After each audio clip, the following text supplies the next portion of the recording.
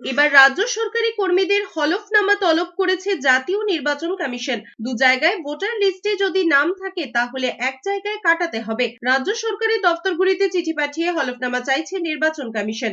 আগেই কমিশনের তরফ থেকে স্পষ্ট করা হয়েছিল, কোনো ভোটারের যদি দু জায়গায় নাম থাকে তাহলে সেটা এসআইআর এর মাধ্যমে বাদ পড়ে যাবে। সেক্ষেত্রে সেই ভোটারের একটাই এনিউমারেশন ফর্ম গৃহীত হবে।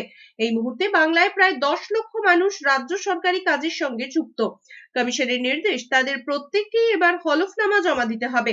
এদিকে এবার থেকে রাজ্যের আইন শৃঙ্খলা নিয়ে প্রতি সপ্তাহে জেলা ভিত্তিক রিপোর্ট নেবে জাতীয় নির্বাচন কমিশন। সিইও মনোজ আগরওয়ালকে এমনটাই নির্দেশ দিয়েছে মুখ্য নির্বাচন কমিশনার জ্ঞানেশ কুমার। এই রিপোর্টের ভিত্তিতেই রাজ্যে আগামী দিনে মোট কটা স্পর্শকাতর বুথ হবে, এই জায়গাগুলোতে মোট কত কেন্দ্রীয় বাহিনী মোতায়েন থাকবে, এই বিষয়ে চূড়ান্ত সিদ্ধান্ত গ্রহণ করবে জাতীয় নির্বাচন কমিশন।